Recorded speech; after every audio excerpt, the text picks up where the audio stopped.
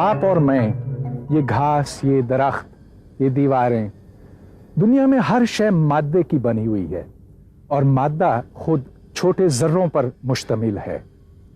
لیکن سن 1928 میں ایک انگریز سائنسدان پال ڈیراک نے ایک انتہائی حیرت کن پیشن گوئی کی۔ فزکس کے اصول استعمال کرتے ہوئے اس نے یہ کہا کہ دنیا میں ہر موجود ذرے کے مقابل اسی جیسا ایک ذرہ ہے، اس کا وزن اتنا ہی ہے لیکن اس کی تمام صفتیں اس کی الٹ ہیں۔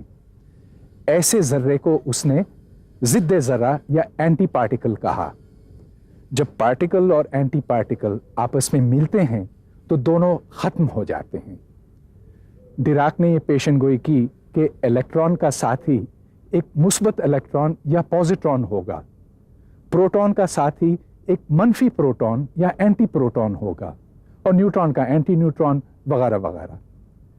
یہ سارے ذرات معلوم کیے جا چکے ہیں، دریافت ہو چکے ہیں، اور آج ہم یہ جانتے ہیں کہ ہماری کائنات میں مادہ اور ضد مادہ یعنی اینٹی میٹر دونوں موجود ہیں۔ مادے کے ایک بنیادی ذرے یعنی الیکٹران سے ہم سب بخوبی واقف ہیں۔ الیکٹران بجلی کا ایک ذرہ ہے۔ آپ اس وقت جو پروگرام اپنے ٹیلی ویژن سیٹ پر دیکھ رہے ہیں وہ دراصل انہی الیکٹرانز کی بدولت ہے۔ الیکٹرانز کے دھارے کو کنٹرول کرنے سے مختلف تصویریں بنتی ہیں۔ اینٹی پارٹیکلز زمین پر قدرتی طور پر موجود نہیں ہوتے۔ مثال کے طور پر الیکٹران تو قدرتی طور پر پایا جاتا ہے، لیکن اس کا اینٹی پارٹیکل پوزیٹران زمین پر قدرتی طور پر نہیں پایا جاتا۔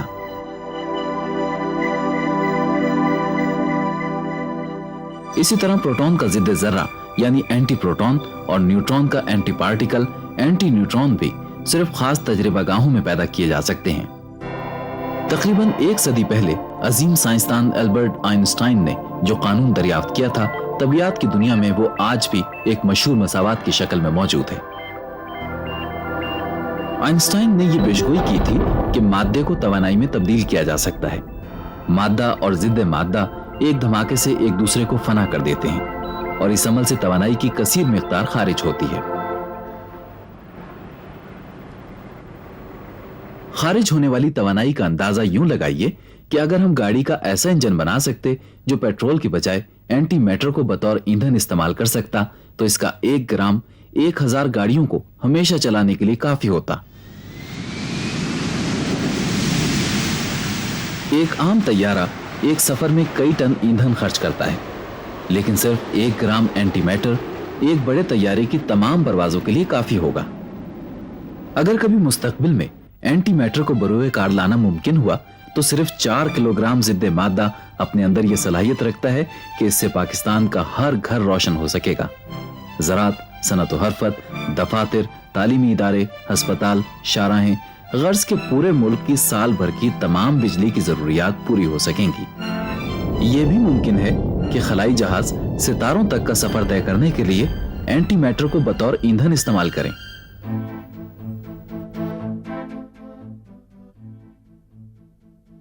اینٹی میٹر کو ایندھن کے طور پہ استعمال کرنا آج ممکن نہیں ہے۔ اس کو بنانا مشکل تو نہیں ہے، لیکن اس کو کسی برتن یا ڈبے میں بند کرنا ہوگا، تو ظاہر ہے کہ وہ ڈبہ جو ہے وہ میٹر کا بنا ہوا ہوگا۔ بہرصورت آج فزکس کی دنیا میں اینٹی میٹر پر تحقیق ایک بہت اہم مقام رکھتی ہے۔ اس وقت میں دنیا کی سب سے بڑی تجربہ گاہ میں موجود ہوں۔ یہاں اینٹی میٹر بنانا ایک روزمرہ کا معمول ہے، اور اس کی مدد سے ایٹم کی پر اسرار دنیا کا مطالعہ کیا جاتا ہے۔ ये लेबोरेटरी इतनी बड़ी है कि इसकी 27 किलोमीटर की गोलाई का एक हिस्सा यहाँ यानी स्विट्जरलैंड में है और बाकी हिस्सा सरहद के उस पार यानी फ्रांस में है। यूरोपीय न्यूक्लियाई तहकीकी लेबोरेटरी, जिसे सर्न कहते हैं, तरक्की याफ्ता यूरोपीय ममालिक के वसाइल को जमा करके बनाई गई है।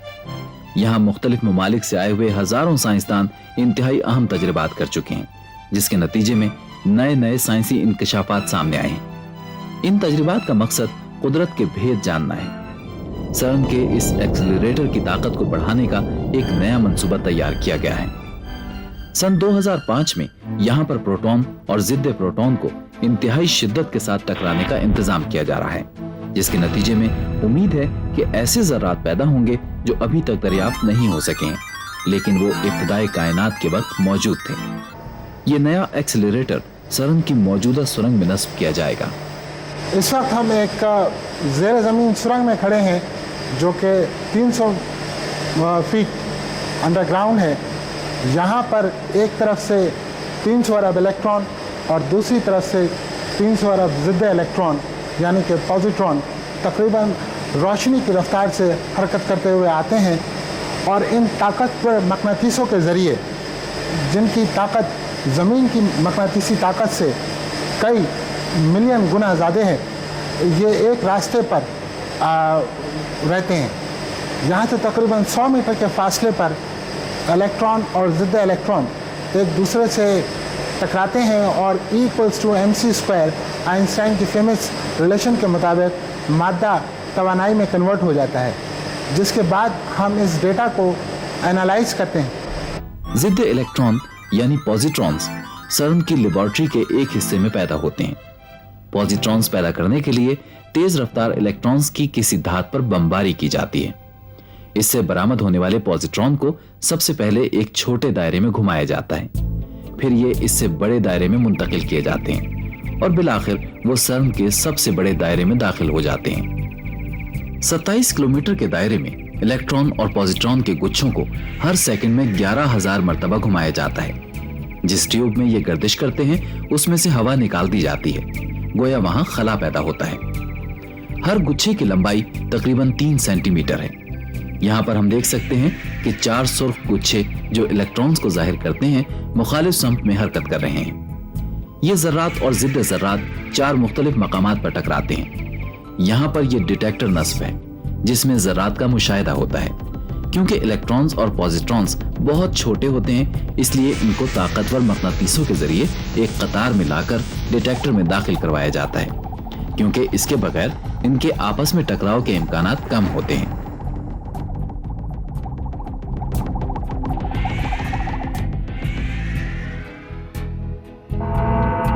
इलेक्ट्रॉन और पॉजिट्रॉन के तसादुम के नतीजे में सैकड़ों नए ज़र्रात वजूद में आते हैं।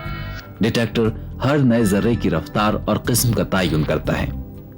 इलेक्ट्रॉन और पॉजिट्रॉन के गुच्छों को सिर्फ डिटेक्टर में टकराना मकसूद है।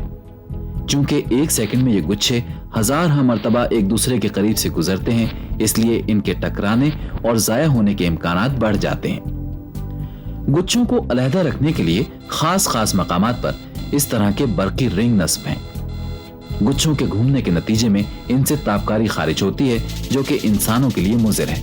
चुनाचे इस दायरे को 100 मीटर ज़ेरे ज़मीन बनाया गया है। तापकारी की सूरत में जो तवानाई ज़ाया होती है उसे पूरा करना जरूरी है। पॉजिट्रॉन को आगे की तरफ हरकत देने के लिए एक ताकतवर बरकी लहर पैदा की जाती है। इस बरकी लहर में मुस्बत और मनफी दोनों तरह के चार्ज होते हैं। पॉजिट्रॉन के पीछे एक मुस्बत बार है जो उसे आगे की तरफ धकेलता है और इसके आगे मनफी बार है जो इसको अपनी तरफ खींचता है। यूं ये धकेलने और खींचने का अमल जारी रहता है। सिर्फ 1 मीटर के फासले में हर पॉजिट्रॉन की तवानाई में 60 लाख वोल्ट्स का इजाफा होता है। गो के इलेक्ट्रॉन्स यहां नहीं दिखाया गया, लेकिन वो भी इसी अमल के तहत अपनी रफ्तार और तवानाई बढ़ाता है। Here at CERN, antimatter is not a fantasy. एक जमाना था कि एंटी पार्टिकल बनाना और उसका मुशाहिदा करना एक बहुत बड़ा साइंसी कमाल समझा जाता था, लेकिन अब यहाँ पर हर किस्म का एंटी पार्टिकल यानी ज़िद्दे ज़र्रा आसानी से बना सकते हैं। जब हम प्रोटॉन्स की बमबारी किसी धात पर करते हैं تو اس کے نتیجے میں ہر قسم کے ذرات اور ضد ذرات پیدا ہوتے ہیں. ان کو برقی اور مقناطیسی میدان یعنی الیکٹرو میگنیٹک فیلڈ میں سے گزار کر علیحدہ علیحدہ کیا جاتا ہے اور یوں یہ نئے تجربات اور مشاہدات کے دروازے کھول دیتے ہیں. ڈیراک نے ضد ذرات کی پیشگوئی کے ساتھ یہ بھی معلوم کیا تھا کہ طبیعت کے قوانین ذرات اور ضد ذرات یعنی پارٹیکلز اور اینٹی پارٹیکلز دونوں کے لیے یکساں ہیں. مثال کے طور پر ایک عام ہائیڈروجن ایٹم مثبت چارج شدہ پروٹون اور منفی چارج شدہ الیکٹران سے مل کر بنتا ہے.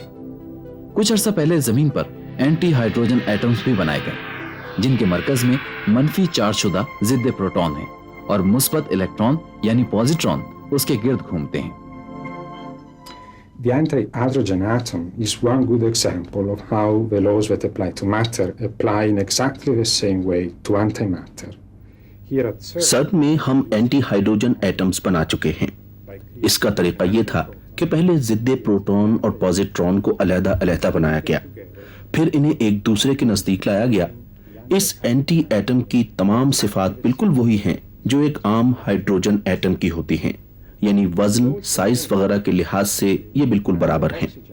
اگر ہم اینٹی آکسیجن بنا سکتے تو اینٹی ہائیڈروجن اور اینٹی آکسیجن کے ملاپ سے اینٹی واٹر بھی بنا سکتے، اور اگر اس کو ٹھنڈا کرتے تو اس سے اینٹی آئس بنتی، اور یقیناً اس کے بعد مزیدار اینٹی آئس کریم بنانا بھی کیا مشکل ہوتا.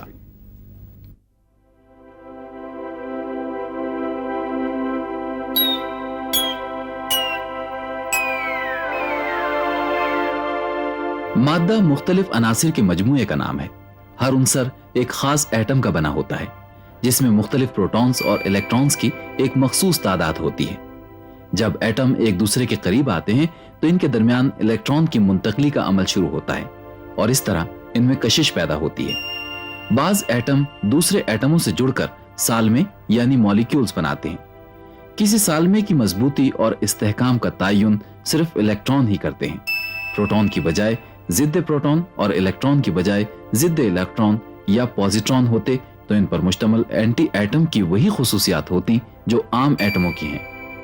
زمین پر صرف وہی ضد مادہ موجود ہے جو ہم بڑی محنت اور مشقت کے بعد ان جیسی تجربہ گاہوں میں تیار کرتے ہیں.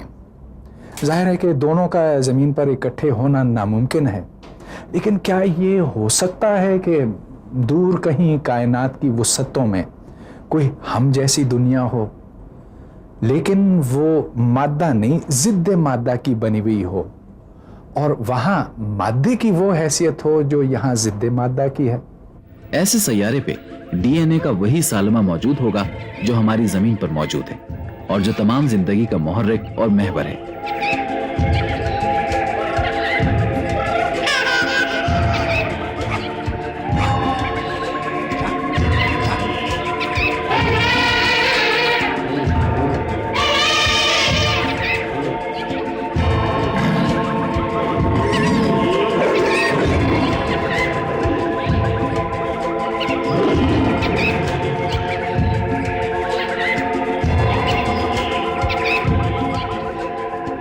ایسے سیارے پر زندگی کی تمام شکلیں وہی ہوں گی جن سے ہم مانوس ہیں.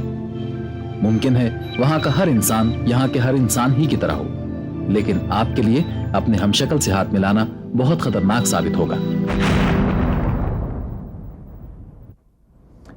اب افسانہ نگاروں کو تو کسی بات کے ثبوت کی ضرورت نہیں ہوتی، لیکن سائنسدان بغیر ٹھوس ثبوت کے کوئی بات قبول نہیں کرتے.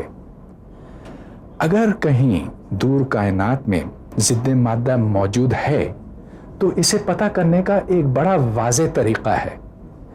جب ذرہ اور ضد ذرہ آپس میں ملتے ہیں تو اس کے نتیجے میں روشنی نکلتی ہے، ایک مخصوص رنگ کی روشنی نکلتی ہے. اس روشنی کو ہمارے آلات پکڑ سکتے ہیں اور پہچان سکتے ہیں.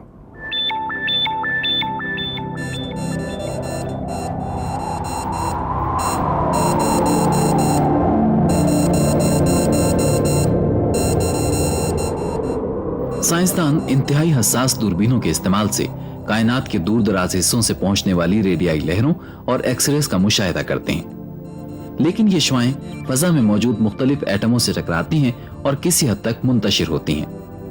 फजाई रुकावटों से बचने के लिए यह काम एक खलाई दूरबीन के सुपर्द किया गया है जो हबल स्पेस टेलीस्कोप कहलाती है।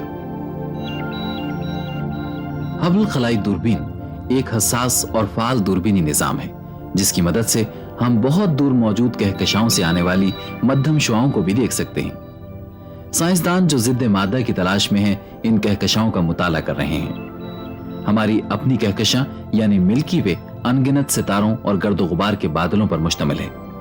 इस दूरबीन की मदद से हम इस कहकशां को और इससे दूर, बहुत दूर दीगर कहकशाओं को भी देख सकते हैं जहां पे रोशनी ने अपना सफर अरबों साल पहले शुरू किया था और जो अब हम तक पहुंची है।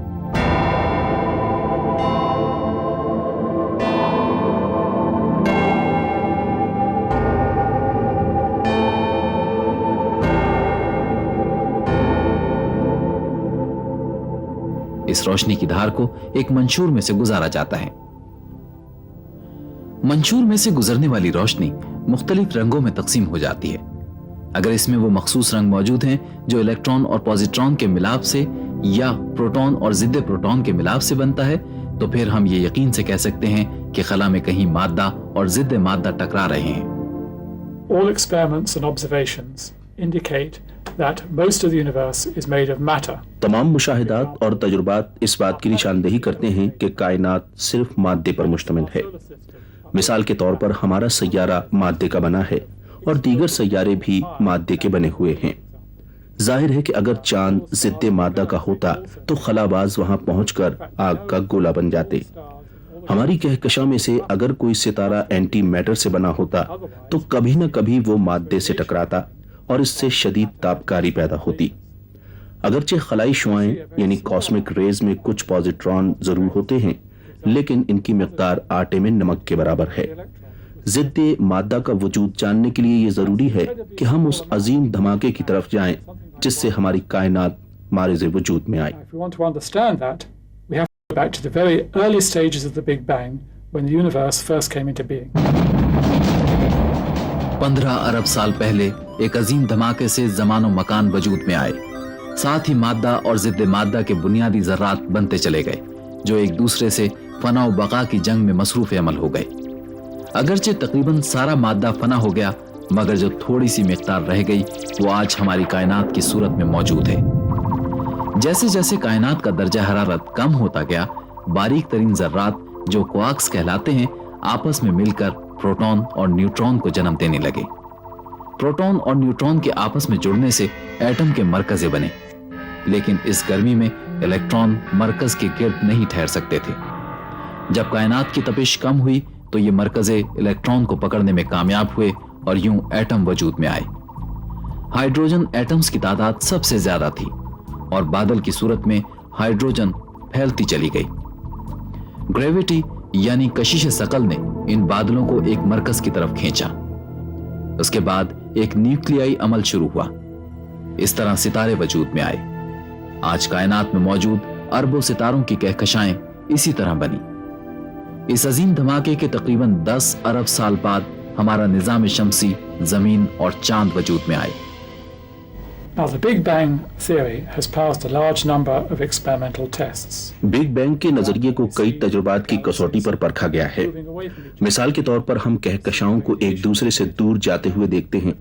हम उस तापकारी का भी मुशाहिदा करते हैं जो उस वक्त मौजूद थी जब कायनात आज से 10,000 गुना ज्यादा गर्म थी। उन अनासिर को भी देखते हैं जो उस वक्त बने जब कायनात आज से अरबों गुना ज्यादा गर्म थी। लेकिन एक मसला जिसको हम वाज़े तौर पर नहीं समझ सके हैं वो मादे का जिद्दे मादे पर गालिब होना है। इस सिलसिले में 2 सूरतें हो सकती हैं। एक सूरत यह है कि इब्तिदाई में मादे की मिक़दार जिद्दे मादा से ज्यादा थी। दूसरी सूरत जिसका इम्कान ज्यादा है और जिसका हम साइंसी अंदाज से तज्जिया कर सकते हैं वो ये है कि ये कायनात मादा और जिद्दे मादा की यकसा मिक़दार से वजूद में आई, लेकिन एंटी मैटर और मैटर की खुसूसियात में मामूली सा फर्क है। साइंसदान ये समझते थे कि मादा और जिद्दे मादा फिजिक्स के यकसा कवानीन के ताबे हैं, लेकिन सन 1964 में 4 अमरीकी साइंसदानों ने एक ऐसा तजुर्बा किया जिससे मालूम हुआ कि मादा और जिद्दे मादा के ज़र्रात में एक इंतहाई मामूली फर्क मौजूद है। इस तजर्बे में उन्होंने एक मखसूस पार्टिकल का मुशाहिदा किया जिसे केऑन कहते हैं, اور 23,000 واقعات میں سے 50 ایسے واقعات کی نشاندہی کی جو ذرات اور ضد ذرات میں فرق کی علامت تھی۔ اس کارنامے کے سبب انہیں نوبل پرائز سے نوازا گیا۔ یہ پہلا ایکسپیریمنٹ تھا جس سے کہ یہ طے پایا کہ میٹر اور اینٹی میٹر کے جو انٹریکشنز ہیں یا وہ ایک دوسرے سے مختلف ہیں۔ اب بہت سے ایکسپیریمنٹ ہو رہے ہیں، شکاگو میں فرمی لیب میں ایکسپیریمنٹ ہوئے ہیں، اور اسٹینفورڈ میں اور جاپان میں ایکسپیریمنٹ ہو رہے ہیں، جس میں کہ ایک نیا میزون پیدا کیا جائے گا بہت زیادہ تعداد میں، اس کو بی میزون کہتے ہیں، اور اس کا اینٹی پارٹیکل اینٹی بی میزون پیدا کیا جائے گا، اور ان کے فنا ہونے سے جو اثرات ہیں وہ اسٹڈی کیے جائیں گے، اور اس میں جو میٹر اور اینٹی میٹر میں جو فرق ہے وہ بہت واضح طور پہ سامنے آ جائے گا، اور سب لوگوں کو یہ امید ہے کہ اس سے میٹر اور اینٹی میٹر کے درمیان جو فرق ہے وہ ایک واضح تھیوری کے طور پہ فارمولیٹ ہو سکے گا۔ مادہ اور ضد مادہ کی خصوصیات میں فرق جانچنے کے لیے انتہائی مشکل اور حساس تجربات کی ضرورت ہے۔ تیز رفتار الیکٹران اور پوزیٹران کے تصادم سے ہزارہ نئے ذرات پیدا ہوتے ہیں، ان میں کچھ بی میزونز بھی موجود ہوتے ہیں۔ اگر مادہ اور ضد مادہ کے قوانین میں فرق ہے تو یہ بی میزونز اپنے ضد ذروں میں تبدیل ہو جائیں گے۔ یہ تبدیلی کس رفتار سے ہوتی ہے، اس کا تعین قوانین میں فرق سے ہوتا ہے۔ ایسے تجربوں میں لازمی طور پر بیک وقت ہزاروں ذرات کا مشاہدہ کرنا ضروری ہے۔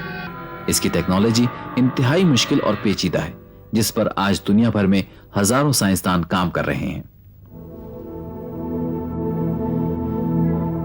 ضد مادہ کی کامیاب پیشگوئی منطق اور ریاضی کی ایک شاندار کامیابی ہے۔ بس ڈیراک کا یہ کہنا کہ دنیا میں موجود ہر ذرے کا ضد ذرہ بھی وجود رکھتا ہے درست ثابت ہوا۔ گو کہ آج یہ انتہائی مجرد حقیقت معلوم ہوتی ہے، لیکن مستقبل میں انسان ضرور اس سے استفادہ کرے گا۔ گو کہ میٹر اور اینٹی میٹر کے قوانین میں بہت حد تک یکسانیت ہے، لیکن ان قوانین کے مابین جو معمولی سا فرق ہے اسے دریافت کرنا دنیا کے بہترین ذہنوں کی توجہ مبذول کرائے ہوئے ہے۔ تاہم یہ حقائق جاننے کے بعد ہی یہ جانا جا سکے گا کہ کائنات کے ابتدائی لمحات کیسے گزرے۔ مثال کے طور پر درجہ حرارت کس رفتار سے کم ہوا اور کون کون سے ذرے کس تعداد میں اس وقت موجود تھے۔ سائنسدانوں کے لیے یہ یقیناً ایک اہم سوال ہے کہ ابتدائے کائنات کے وقت اینٹی میٹر نے کیا کردار انجام دیا تھا، اور آج کائنات میں اس کی مقدار اتنی کم کیوں ہو کر رہ گئی ہے۔ لیکن بہت سے سوالوں میں سے یہ صرف ایک سوال ہے۔ نئے سوال، نئی جستجو، نئی تحقیق، یہ سائنس کی اصل روح، اس کی اصل حقیقت ہے۔ اور آج رفتہ برفتہ، منزل بمنزل، پے در پے ہم اپنی کائنات کو بہتر سمجھنے کے لیے قدم آگے بڑھاتے جا رہے ہیں۔ اب اجازت دیجیے، خدا حافظ۔